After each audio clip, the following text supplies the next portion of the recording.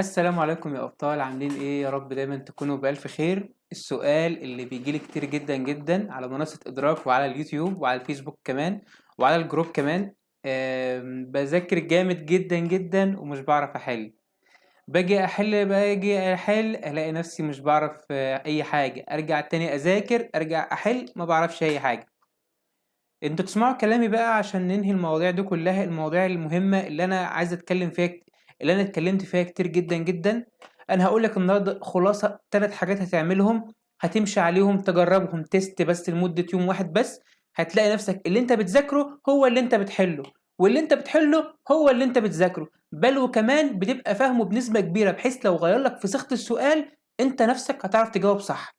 اغلبنا، مش هقول لكم ان انا او انت او كل الطلبه او كلنا بمعنى الاصح، اوقات كتير بنذاكر بس بنرجع نيجي نحل امتحانات في حاجات مبقاش عارفينها. يعني طبيعي اي حد كده، ولكن لما تزيد بنسبه كبيره جدا ده خطر، لانك انت بتذاكر غلط. حتى لو بتذاكر وقت طويل جدا جدا برضه بتذاكر غلط. طب ايه الفكره وايه الحل؟ هقول لك يا سيدي الحل ايه بسهوله جدا جدا. اول حاجه، اغلبنا لما بنيجي نذاكر بنذاكر بطريقه غلط، اللي هي ايه؟ اللي انت بتمسك الشابتر تفضل تقرا وخلاص، وتعمل على العناوين الكبيره وخلاص، من غير ما تخش في تفاصيل العناوين دي ايه. يعني انت بتيجي تقول تعريف حاجه بتقوم عامل هايلايتر على التعريف، وفي كلام بيبقى راصص تحت كده انت بتنساه، ما بتذاكروش، بتهمله، بحيث ان انت ما بتفصصش الشابتر صح. ولما بتيجي تذاكر بتذاكر على كأنك انت بتحفظ الكلام اللي موجود في الشابتر ده، مش بتستنتج الكلام ده جه ازاي او الكلام ده منين او الكلام ده عايز ايه، عايز يوصل لك ايه او عايز يعمل لك ايه. هنيجي نتكلم مثلا على الفيزياء مثلا، انت بتاخد القانون، بتاخد القانون النهائي من غير ما تعرف استنتاج القانون عندك ده ايه. اغلب الطلبه في الثانويه عامه لما بتيجي تقع في ماده الفيزياء لانها بتأهمل جزء الاستنتاجات. جزء الاستنتاجات ده هو الجزء لو انت قدرت تفهمه هتعرف تحل في الفيزياء كويس جدا جدا، كويس جدا جدا. اغلب الطلبه كلهم بيقعوا في الفيزياء بسبب الجزء ده، وهتكلم عنه في حلقه مفصله ان شاء الله لما اجي اتكلم على الفيزياء. ولكن انت لما تيجي تذاكر اتمنى تبدا تذاكر الشابتر كله. تبدا لما تيجي تقرا جمله تبدا تكون السؤال في دماغك، السؤال ده هيجي لي ازاي في الجمله دي، السؤال ده هيتغير ازاي في الجمله دي. كانك انت اللي بتحط امتحان وانت بتطلع افكار للاسئله من الجزء اللي انت بتذاكره ده. هتقول لي طب ده هياخد وقت طويل، صدقني والله ما هياخد منك وقت، والله ما هياخد منك اي وقت. انا مش عايزك انت بتذاكر ازاي؟ بتقرا وبعدين تحل امتحانات وما بتلاقيش نفسك ما بتعرفش تحل امتحانات، لانك انت كانك بتحفظ مكان وبتقعد تيجي تشوف الاسئله، عقلك نفسه ما تخيلش الاسئله دي تيجي ازاي. فازاي انت عقلك ما تخيلش شكل السؤال هيجي ازاي وازاي عايز تحل؟ اغلب الطلبه بتقع في الجزء ده، الطلبه اللي بتذاكر وما بتعرفش تحل بتقع في الجزء ده.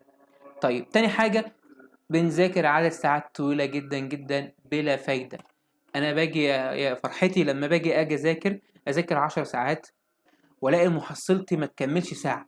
ده بسبب إيه؟ بسبب التشتت. التشتت اللي هو ملوش أي 30 لازمة عندك. أنت لما بتيجي تذاكر بقى، وأغلبكم هتحس بالشعور ده أنا بقوله لكم ده، لما بتيجي تذاكر تحس إن أنت عندك بدأ يجيلك فرط حركة. نوتيفيكيشن التليفون، هروح اشرب، هروح الحمام، لا مش قادر كمان شويه، طب هاخد دي بس.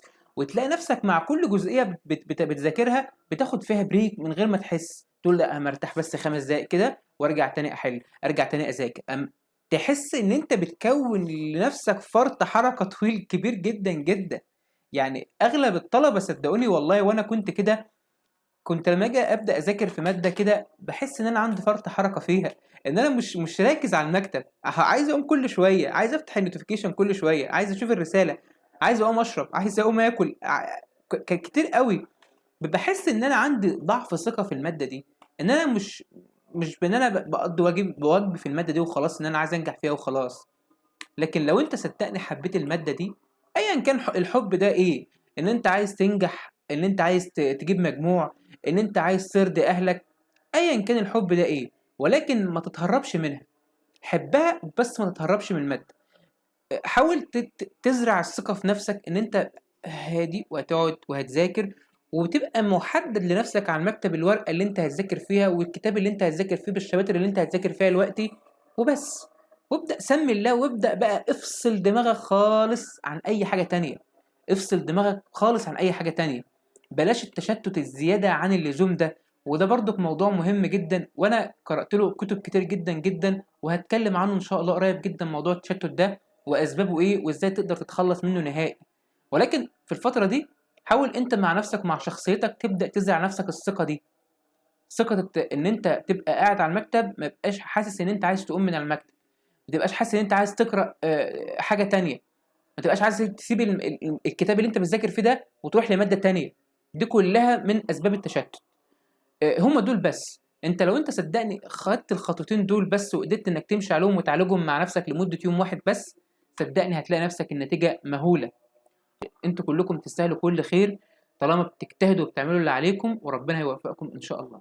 السلام عليكم ورحمة الله وبركاته.